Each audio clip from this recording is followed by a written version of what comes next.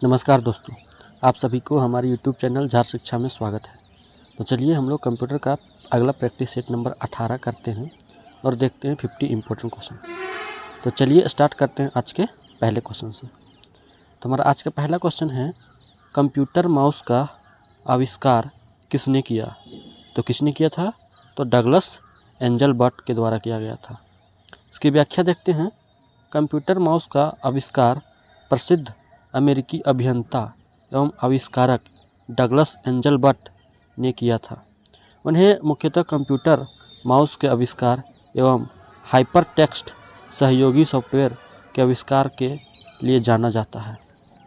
Next question है, निम्नलिखित में से क्या कंप्यूटर का एक इनपुट डिवाइस है? मतलब इसमें से कौन सा एक इनपुट डिवाइस है? आपका मॉनिटर है, स्पीकर है, स्कैनर है या प्रिंटर है? तो इसका सही आंसर हो जाएगा स्कैनर। यानी कि स्कैनर एक इनपुट डिवाइस है जो एक इमेज या टेक्स्ट डॉक्यूमेंट को कैप्चर करके उसे डिजिटल फाइल में बदल देता है। यह एक फ़ोटोकॉपी मशीन की तरह कार्य करता है। डॉक्यूमेंट के इस इलेक्ट्रॉनिक वर्जन को कंप्यूटर में खोलकर एडिट, प्रिंट भी किया जा सकता है। नेक्स्ट क्वेश्चन है, निम्नलिखित में से क्या एक पोर्टेबल डिवाइस नहीं है? मतलब पोर्टेबल मतलब हम एक जगह से दूसरे जगह किसको हम नहीं ले जा सकते हैं। आईपैड को तो ले जा सकते हैं, लैपटॉप को इसको भी ले जा सकते हैं, थंब ड्राइव्स को इसको भी ले जा सकते हैं, बट डेस्कटॉप कंप्यूटर को हम एक जगह से दूसरी जगह नहीं ले जा सकते हैं। यानी कि इसकी व्याख्या देखते हैं।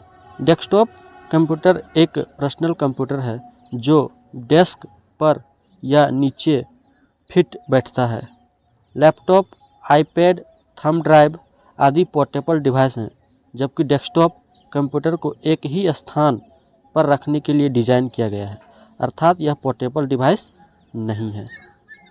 नेक्स्ट क्वेश्चन देखते हैं, निम्नलिखित में से कौन सॉफ्ट कॉपी डिवाइस नहीं है? मतलब सॉफ्ट कॉपी नहीं है तो कौन नहीं है आपका? तो प्लॉटर नहीं है। बाकी बात मॉनिटर है, प्रोजेक्टर है और स्पीकर, ये सभी क्या है? सॉफ्ट कॉपी के एग्जाम्पल्स हैं। इसकी व्याख्या देखते हैं। प्लॉटर सॉफ्ट कॉपी डिवाइस नहीं है। यह एक हार्डवेयर डिवाइस है जो प्रिंटर के जैसा होता है। इसका उपयोग ग्राफिक्स को प्रिंट करने के लिए किया जाता है। यह प्रिंटर की तुलना में बड़े ग्राफिक्स को प्रिंट करता है। मॉनिटर, प्रोजेक्टर तथा स्पीकर तीनों सॉफ्ट कॉपी डिवाइस के एग्जाम्पल हैं। किसके? सॉफ्ट कॉपी के। नेक्स्ट क्वेश्चन देखते हैं, मानक पीसी कीबोर्ड पर कितनी फंक्शन कुंजियां बटन उपस्थित होते हैं? कितनी होती है? तो आपका 12 होती है। इसकी व्याख्या देखते हैं। फंक्शन की कंप्यूटर के कीबोर्ड की महत्वपूर्ण कुंजी है। एक स्टैंडर्ड कीबोर्ड में F1 से F12 तक कुल 12 कुंजियां होती है। इनका उपयोग विशेष क्रियाविधि में किया जाता है। आमतौर पर ये कुंजी अल्ट या कंट्रोल के साथ कार्य करती है। किसके साथ? अल्ट या कंट्रोल के साथ कार्य कर सकती है। नेक्स्ट क्वेश्चन है, कंप्यूटर प्रणाली में टाइप, जमा या संचित किया जाने वाला डेटा क्या कहलाता है? क्या कहलाता है? देखते हैं। आउटपुट, इनपुट, राउटर या मॉडेम? तो इसका सही आंसर हो जाएगा, देखते हैं आपका बी। कंप्यूटर विज्ञान में इनपुट का सामान्य अर्थ कंप्यूटर को कुछ प्रदान करना या देना है। दूसरे शब्दों में, जब कंप्यूटर या डिवाइस को बाहरी स्रोतों से एक कमांड या सिग्नल प्राप्त होता है तो इस घटना को इनपुट कहा जाता है। क्या कहा जाता है? इनपुट। जब हम बाहर से कोई सिग्नल या कमांड देते हैं तो क्या कहलाता है? इनपुट कहलाता है। इसी प्रकार कंप्यूटर प्रणाली में टाइप, जमा या संचित या संचरित किया जाने वाला डाटा इनपुट कहलाता है। क्या कहलाता है? इनपुट कहलाता है। नेक्स्ट क्वेश्चन है, ट्रैकबॉल निम्नलिखित में से कौन सा उपकरण है? तो कैसा उपकरण है? यह आपका इनपुट डिवाइस का एग्जाम्पल है। कौन? ट्रैकबॉल। इसकी व्याख्या देखते हैं। ट्रैकबॉल एक पॉइंटिंग इनपुट डिवाइस है। कैसा डिवाइस है? पॉइंटिंग इनपुट डिवाइस है। इसे माउस के स्थान पर प्रयोग किया जा सकता है। किसके स्थान पर? माउस के स्थान पर प्रयोग किया जा सकता है। इसका अधिकतर प्रयोग नोटबुक व लैपटॉप या इलेक्ट्रॉनिक उपकरण में गति डेटा यानी मोशन डेटा इनपुट करने के लिए किया जाता है। ट्रैकबॉल यूनिट के शीर्ष पर मूवेबल बॉल क्या होता है, मूवेबल बॉल को अपने हाथ में या हाथ से घुमा सकते हैं। नेक्स्ट क्वेश्चन है, निम्नलिखित में से किस उपकरण का उपयोग कंप्यूटर में डेटा एंटर यानी दर्ज करने के लिए नहीं किया जाता है। तो किसका नहीं किया जाता है, तो मॉनिटर का नहीं किया जाता। बाकी बात आपका माउस हो गया, कीबोर्ड हो गया, स्क्रीन, सभी से आप कंप्यूटर में डेटा दर्ज कर सकते हैं। यानी व्याख्या देखते हैं। मॉनिटर एक आउटपुट डिवाइस है। यह देखने में टीवी जैसे लगता है जो सीपीयू की सभी सूचनाओं और इन्फॉर्मेशन को मॉनिटर स्क्रीन में दिखाता है। सबसे पहले कैथोड रे मॉनिटर का आविष्कार कार्ल फर्डिनांड ब्राउन ने सन 1897 में किया था। LCD, LED, CRT, OLED, plasma monitor, यह मॉनिटर के प्रकार हैं। कौन कौन से, एलईडी है, एलसीडी है, सीआरटी है, ओएलईडी है, प्लाज्मा मॉनिटर या मॉनिटर के एग्जाम्पल हैं। अतः मॉनिटर का उपयोग डाटा इंटर करने के लिए नहीं किया जा सकता। माउस एक इनपुट डिवाइस है जो स्क्रीन पर भिन्न भिन्न आइटम को चुनने में मदद करता है। कीबोर्ड की सहायता से टेक्स्ट लिखने तथा निर्देश देने में उपयोग किया जाता है। नेक्स्ट क्वेश्चन है, इनपुट डिवाइस का उदाहरण है। तो इनपुट डिवाइस इसमें से कौन है, तो आपका एक वेबकैम इनपुट डिवाइस है। जिन डिवाइसों का उपयोग करके हम कंप्यूटर को निर्देश देते हैं उन्हें इनपुट डिवाइस कहते हैं। क्या कहते हैं, इनपुट डिवाइस। जैसे वेबकैम हो गया, माउस हो गया, कीबोर्ड हो गया आदि। नेक्स्ट क्वेश्चन है, एक डैश कंप्यूटर स्क्रीन का सबसे छोटा प्रकाशित क्षेत्र है। तो सबसे छोटा प्रकाशित क्षेत्र क्या है, तो उसको बोलते हैं पिक्सल बोलते हैं। क्या बोलते हैं, पिक्सल। पिक्सल शब्द यानी पिक्चर, पिक्स और एलिमेंट यानी ईएक्स से मिलकर बना है। पिक्सेल वह छोटा बिंदु है जिससे मिलकर कोई डिस्प्ले या स्क्रीन बना होता है। पिक्सेल तस्वीर का एक छोटा सा नियंत्रण किया जा सकने वाला हिस्सा है जो उसे स्क्रीन पर चित्रित करता है। हर एक पिक्सल की प्रबलता अलग अलग होती है। कोई भी स्क्रीन ऐसे ही लाखों या करोड़ों पिक्सल को प्रति इंच में जोड़कर बनाई जाती है। नेक्स्ट क्वेश्चन देखते हैं, हार्ड डिस्क किस प्रकार का संग्रहण उपकरण यानी स्टोरेज डिवाइस है। तो किस प्रकार का है, ये आपका माध्यमिक है। इसकी व्याख्या देखते हैं। स्टोरेज डिवाइस जिसे मेमोरी के रूप में भी जाना जाता है, यह एक कंप्यूटर डिवाइस है जहां कंप्यूटर डेटा को अस्थायी या स्थायी रूप से संग्रहित करता है। आज हम जो भी कंप्यूटर खरीदते हैं उनमें रैम व रोम प्राथमिक मेमोरी के रूप में होते हैं और हार्ड डिस्क सेकेंडरी मेमोरी के रूप में प्रयोग होता है। हार्ड डिस्क माध्यमिक प्रकार का संग्रहण उपकरण है। नेक्स्ट क्वेश्चन है, एक पेटाबाइट में कितने टेराबाइट होते हैं। तो कितने टेराबाइट होते हैं, तो आपका हो जाएगा 1024 टेराबाइट। देखते हैं कि एक बिट बराबर होता है, यह एक एकल द्विआधारी अंक यानी कि 0 या 1 होता है। एक बिट बराबर एक निब्बल में आपका 4 बिट मतलब एक बाइनरी का आधा। फिर उसके बाद एक बाइट, तो एक बाइट बराबर होता है 8 बिट। फिर उसको देखते हैं एक किलोबाइट, तो एक किलोबाइट बराबर होता है 1024 बाइट। फिर एक मेगाबाइट, तो एक मेगाबाइट बराबर होता है 1024 किलोबाइट। फिर एक गीगाबाइट, तो एक गीगाबाइट बराबर होता है 1024 मेगाबाइट या 1024 इंटू 1024 किलोबाइट। उसके बाद देखते हैं एक टेराबाइट, तो एक टेराबाइट बराबर होता है 1024 गीगाबाइट या 1024 इंटू 1024 इंटू 1024 किलोबाइट। फिर एक पेटाबाइट बराबर होता है 1024 टेराबाइट और एक एक्साबाइट बराबर होता है 1024 पेटाबाइट। नेक्स्ट क्वेश्चन है, एक पेटाबाइट बराबर 1024 क्या हो जाएगा, 1024 आपका टेराबाइट हो जाएगा। नेक्स्ट क्वेश्चन देखते हैं, निम्नलिखित में से 1 किलोबाइट के तुल्य होता है। तो 1 KB के तुल्य कितना होता है? तो 1024 बाइट्स होगा। नेक्स्ट क्वेश्चन देखते हैं। 4 बिट का एक समूह डैश बनता है। तो 4 बिट का डैश समूह क्या बनता है? तो आपका एक निब्बल बनता है। क्या बनता है? निब्बल। 1 TB के बराबर कितने GB होते हैं? तो 1 TB के बराबर 1024 GB होते हैं। नेक्स्ट क्वेश्चन है, कंप्यूटर शब्दावली में निब्बल को डैश भी कहा जाता है। तो क्या कहा जाता है? उसको आधा बाइट कहा जाता है। क्या कहा जाता है? आधा बाइट कहा जाता है। आधा बाइट यानी 4 बिट को एक निब्बल कहा जाता है। कंप्यूटर में डेटा की सबसे छोटी यूनिट को बिट या बाइनरी डिजिट कहा जाता है। 8 बिट को एक बाइट कहा जाता है।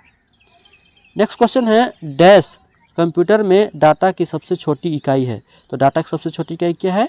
तो आपका हो जाएगा बिट। कंप्यूटर में डाटा की सबसे छोटी इकाई क्या है? तो बिट है। नेक्स्ट क्वेश्चन है, रजिस्टरों में संचित डाटा पर निष्पादित ऑपरेशन को क्या कहते हैं? तो उसको क्या कहते हैं? तो उसको बोलते हैं माइक्रो ऑपरेशन बोलते हैं। क्या बोलते हैं? Micro operation. रजिस्टरों में संचित डाटा पर निष्पादित ऑपरेशन को माइक्रो ऑपरेशन कहते हैं। माइक्रो ऑपरेशन में कंप्यूटर सेंट्रल प्रोसेसिंग यूनिट सूक्ष्म संचालन जटिल मशीन के निर्देश को विस्तृत रूप से लागू करने के लिए डिजाइन में इस्तेमाल करने के निर्देश देता है। आमतौर पर सूक्ष्म संचालन एक या एक से अधिक डेटा पर बुनियादी ऑपरेशन प्रदर्शन रजिस्टरों के बीच डेटा को स्थानांतरित करता है। नेक्स्ट क्वेश्चन है, निम्नलिखित में से कौन सा या से कंप्यूटर में इस्तेमाल होने वाला संग्रहण उपकरण है? तो कौन सा है? तो इस सभी विकल्प सही है। मतलब आपका सभी यानी फ्लॉपी डिस्क भी है, हार्ड डिस्क भी है और छिद्रित टेप भी है। इसकी व्याख्या देखते हैं। स्टोरेज डिवाइस यानी भंडारण युक्ति कंप्यूटर में डाटा और सूचनाओं को सुरक्षित एवं संग्रहित रखती है। भंडारण उपकरण हैं रैम, रोम, हार्ड ड्राइव या हार्ड डिस्क, फ्लॉपी डिस्क, छिद्रित tape, compact disk, digital video disk यानी DVD आदि। नेक्स्ट क्वेश्चन है, द्वितीयक संग्रहण उपकरण केवल डाटा संग्रहित कर सकते हैं परंतु वह डैश नहीं कर सकते। अंक गणितीय प्रचालन, तार्किक प्रचालन, पैच परिचालन या सभी विकल्प सही है। इसका सही आंसर हो जाएगा डी यानी कि सभी विकल्प सही है। द्वितीयक संग्रहण उपकरण को एक्जुलरी स्टोरेज डिवाइस भी कहा जाता है। क्या कहा जाता है? एक्जुलरी स्टोरेज डिवाइस भी कहा जाता है। किसको? द्वितीयक संग्रहण को। यह कंप्यूटर का एक भाग नहीं होता है। क्या होता है? कंप्यूटर का एक भाग नहीं होता है। इसको कंप्यूटर में अलग से जोड़ा जाता है। कहाँ से? अलग से इसको ऐड किया जाता है। यह उपकरण केवल डेटा संग्रहित कर सकता है। क्या कर सकता है? डेटा संग्रहित कर सकता है परंतु अंक गणितीय परिचालन जैसे कि तार्किक परिचालन, फैच परिचालन नहीं कर सकता। नेक्स्ट क्वेश्चन है, निम्नलिखित में से कौन सा सत्य है? यानी कि सत्य खोजना है। यानी कि प्राथमिक मेमोरी गैर परिवर्तनीय होती है, द्वितीयक मेमोरी परिवर्तनीय होती है, रैम गैर परिवर्तनीय मेमोरी होती है। यानी कि आपका ये सी सही है। देखते हैं व्याख्या। प्राथमिक मेमोरी या प्राइमरी मेमोरी दो प्रकार की होती है, पहला रैम और दूसरा रोम। प्राथमिक मेमोरी परिवर्तनीय यानी वोलेटाइल एवं गैर परिवर्तनीय नॉन वोलेटाइल दोनों प्रकार की होती है। जैसे रैम परिवर्तनीय मेमोरी होती है जबकि रोम गैर परिवर्तनीय मेमोरी होती है। धातव है कि द्वितीयक मेमोरी का उपयोग डाटा या प्राथमिक या प्रोग्राम को स्थायी मतलब फिक्स्ड रूप से संचित करने के लिए किया जाता है। Hard disk, floppy disc, magnetic tape आदि इसके उदाहरण हैं। यह गैर परिवर्तनीय मेमोरी है।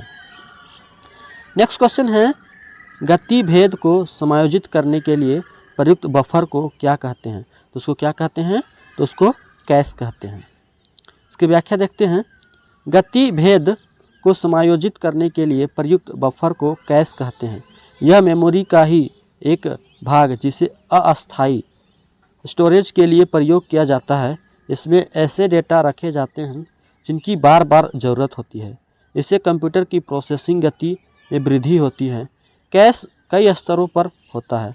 सामान्यतः जिस कैश की बात की जाती है उसकी गति रैम से अधिक होती है, प्रोसेसर से कम होती है। मतलब रैम से अधिक और प्रोसेसर से कम होती है। यह मेमोरी रेफरेंस की स्थिति के सिद्धांत पर कार्य करती है। इसका कार्य प्रोसेसर एवं रैम के मध्य एक पुल की भांति कार्य करना है ताकि दोनों की प्रोसेसिंग गति में अंतर को कम किया जा सके। नेक्स्ट क्वेश्चन है, निम्नलिखित में से कौन सी उच्च गति अर्धचालक मेमोरी है जो सीपीयू की गति को बढ़ा सकती है? तो कौन है? तो आपका कैश मेमोरी। इसकी व्याख्या देखते हैं। कैश मेमोरी एक उच्च स्पीड अर्धचालक मेमोरी है जो सीपीयू की गति बढ़ा देता है। यह सीपीयू और मुख्य मेमोरी यानी रैम के बीच एक बफर के रूप में कार्य करती है। कैश मेमोरी का उपयोग यूजर द्वारा दिए गए इनपुट को संग्रहित करने के लिए किया जाता है। यह सबसे तेज़ मेमोरी है जो कंप्यूटर प्रोसेसर को हाई स्पीड डेटा एक्सेस प्रदान करती है। कैश मेमोरी रेफरेंस की स्थिति के संबंध पर कार्य करती है। नेक्स्ट क्वेश्चन है, कैश मेमोरी किस सिद्धांत पर कार्य करती है? ये आपका हो जाएगा रेफरेंस की स्थिति पर कार्य करती है। नेक्स्ट क्वेश्चन देखते हैं, कैश मेमोरी किन के बीच क्रिया करती है? तो किन के बीच क्रिया करती है? तो आपका हो जाएगा सीपीयू और रैम के बीच क्रिया करती है। नेक्स्ट क्वेश्चन है, कैच में से वर्ड को हटाते ही मुख्य मेमोरी को अद्यतन करने की विधि को क्या कहते हैं? तो उसको क्या कहते हैं? तो उसको बोलते हैं राइट बैक बोलते हैं। कैच में से वर्ड को हटाते ही मुख्य मेमोरी को अद्यतन करने की विधि को राइट बैक कहते हैं। नेक्स्ट क्वेश्चन है, कंप्यूटर प्रोसेसिंग में डैश पुल से प्रक्रमों को चुनता है और उन्हें क्रियान्वित करने के लिए मेमोरी में लोड करता है। तो किसको? तो जॉब शेड्यूलर को। कंप्यूटर प्रोग्रामिंग में जॉब शेड्यूलर पुल से प्रोग्रामों को चुनता है और उन्हें क्रियान्वित करने के लिए मेमोरी में लोड करता है। नेक्स्ट क्वेश्चन है, सूचना प्रौद्योगिकी में एसोसिएटिव मेमोरी को क्या कहते हैं? तो सूचना प्रौद्योगिकी में एसोसिएटिव मेमोरी को क्या कहते हैं? तो उसको बोलते हैं कंटेंट एड्रेसेबल मेमोरी। क्या कहते हैं? Content addressable memory. सूचना प्रौद्योगिकी में एसोसिएटिव मेमोरी को कंटेंट एड्रेसेबल मेमोरी कहते हैं। जब किसी सूचना को किसी निश्चित स्थान में सुरक्षित किया जाता है या निश्चित स्थान से प्राप्त किया जाता है तो वह सूचना जिस स्थान पर सुरक्षित रहती है उस स्थान को एसोसिएटिव मेमोरी कहते हैं। नेक्स्ट क्वेश्चन है, निम्नलिखित में से किसमें जो भी फाइल या फोल्डर एक्सेस किया जा सकता है उसे मार्क करते हुए पूरे फाइल सिस्टम से गुजरना पड़ता है? तो उसको क्या बोलते हैं? तो उसको बोलते हैं कचरा एकत्रीकरण। क्या बोलते हैं? कचरा एकत्रीकरण। किसी भी फाइल या फोल्डर जिसे एक्सेस किया जाता है उसे मार्क करते हुए पूरे फाइल सिस्टम से गुजरने की प्रक्रिया कचरा प्रबंधन कहलाती है। यह एक स्वतः स्मृत प्रबंधन है जो लंबे समय से पड़े अनावश्यक डेटा जो भविष्य में इस्तेमाल नहीं किए गए को एक पूल या ढेर के रूप में रखता है।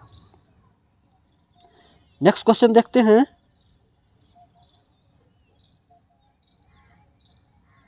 एक मिनट। एक बिट डाटा के संग्रह के लिए किस सर्किट का प्रयोग होता है? तो किस का सर्किट प्रयोग होता है? तो आपका फ्लिप फ्लॉप का प्रयोग होता है। इसकी व्याख्या देखते हैं। एक बिट डाटा संग्रह के लिए फ्लिप फ्लॉप सर्किट, किसका? फ्लिप फ्लॉप सर्किट का प्रयोग किया जाता है। इलेक्ट्रॉनिकी में फ्लिप फ्लॉप एक अंकीय परिपथ है जिसका निर्गम दो अस्थायी अवस्थाओं में से किसी एक में बना रहता है। नेक्स्ट क्वेश्चन है, पेज फॉल्ट कब आता है? तो कब आता है? तो आपका जब प्रोग्राम ऐसे पेज में पहुंचे जो उस समय मुख्य मेमोरी में न हो। जब प्रोग्राम मुख्य मेमोरी में नहीं हो तब आपका पेज फॉल्ट आता है, यानी कि ऑप्शन हो जाएगा बी सही। इसकी व्याख्या देखते हैं। कंप्यूटर सिस्टम में पेज फॉल्ट की स्थिति तब होती है जब प्रोग्राम ऐसे पेज में पहुंचे जो उस समय मुख्य मेमोरी में न हो। नेक्स्ट क्वेश्चन है, कर्नेल मेमोरी के आवंटन एक नीति को क्या कहते हैं, तो उसको क्या कहते हैं, तो उसको बोलते हैं स्लैब आवंटन ही बोलते हैं। क्या बोलते हैं? स्लैब आवंटन बोलते हैं। इसकी व्याख्या देखते हैं। कर्नेल मेमोरी के आवंटन को स्लैब आवंटन भी कहते हैं। कर्नेल किसी ऑपरेटिंग सिस्टम का मूल बिंदु या आधिकारिक संरचना वाला भाग है जो सॉफ्टवेयर या हार्डवेयर के बीच संबंध स्थापित करता है तथा उपकरणों का प्रबंधन सुनिश्चित करता है। पूरा ऑपरेटिंग सिस्टम कर्नेल पर आधारित होता है। इसे सॉफ्टवेयर का सोर्स कोड भी कहा जाता है। क्या कहा जाता है? सॉफ्टवेयर का सोर्स कोड भी कहा जाता है। नेक्स्ट क्वेश्चन है, निम्नलिखित में से कौन सी कंप्यूटर अस्थायी मेमोरी है? मतलब अस्थायी मेमोरी मतलब फिक्स्ड मेमोरी नहीं है, तो कौन है आपका? वो आपको हो जाएगा रैम। इसकी व्याख्या देखते हैं। रैम यानी कि random access memory computer data संग्रहण का एक रूप है। यह कंप्यूटर की अस्थायी मेमोरी है। यह स्वीकृत परिपथ के रूप में संग्रहित डाटा को किसी भी क्रम में एक्सेस होने की अनुमति प्रदान करता है। रैम में डाटा का कोई भी हिस्सा अपनी भौतिक स्थिति और चाहे यह डाटा के पीछे हिस्से से संबंधित हो या ना हो, इन सब की परवाह किए बगैर निर्धारित समय में वापस आ सकता है। यह सिस्टम की आवृत्ति पर काम करती है तो SD रैम कहलाती है, जो आजकल सबसे अधिक प्रयुक्त है। नेक्स्ट क्वेश्चन है, एक ऐसे प्रकार का कंप्यूटर जो डाटा स्टोरेज जो सिस्टम की सामान्य गति को बढ़ाने के लिए अक्सर इस्तेमाल किए जाने वाले प्रोग्राम निर्देशों को स्टोर करता है, उसको क्या कहते हैं? तो उसको बोलते हैं रैंडम एक्सेस मेमोरी बोलते हैं। Random access memory computer data संग्रहण का एक रूप है जो सिस्टम की सामान्य गति को बढ़ाने के लिए अक्सर प्रयोग किए गए प्रोग्रामों निर्देशों को संग्रहित करता है। नेक्स्ट क्वेश्चन है, निम्न में से कौन electrically erasable programmable read only memory के एक उदाहरण है? तो कौन है? तो आपका फ्लैश है, फ्लैश मेमोरी। इसकी व्याख्या देखते हैं। फ्लैश मेमोरी कंप्यूटर एवं अन्य डिजिटल यंत्रों में प्रयुक्त होने वाली एक प्रकार की electrically erasable programmable read only memory है जो विद्युत शक्ति के न रहने पर भी बनी रहती है, यानी कि नॉन वॉलेटाइल मेमोरी। यह मेमोरी कंप्यूटर में प्रयुक्त पेन ड्राइव, डिजिटल कैमरों एवं डिजिटल उत्पादों में प्रयुक्त मेमोरी कार्ड के रूप में बहुतायता में प्रयोग की जा रही है। यह एक प्रकार का EEPROM मतलब EEPROM है, किंतु इसे बड़े बड़े भागों यानी ब्लॉक्स में मिटाया यानी इरेज और प्रोग्राम किया जा सकता है, जबकि साधारण EEPROM को एक बाइट करके ही मिटाया और प्रोग्राम किया जाता है। इस कारण इस पर आंकड़ा लिखने में अपेक्षाकृत कम समय लगता है। नेक्स्ट क्वेश्चन है, कितने गीगाबाइट एक पेटाबाइट के बराबर होता है? कितने गीगाबाइट? तो 1024 × 1024। इसकी व्याख्या देखते हैं। पेटाबाइट एक डिजिटल सूचना माप की इकाई है जिसका उपयोग कुछ वेबसाइटों के बीच या वार्षिक डिजिटल सूचना विनिमय जैसी बड़ी मात्रा में प्रतिनिधित्व करने के लिए किया जाता है। SI मानकों के अनुसार एक पेटाबाइट यानी 1000 टेराबाइट या 10⁻15 बाइट्स के बराबर है। यह कई दूरसंचार, बड़े डेटा संग्रह, कंप्यूटर गेम और कई अन्य संबंधित क्षेत्रों में बड़े पैमाने पर उपयोग की जाती है।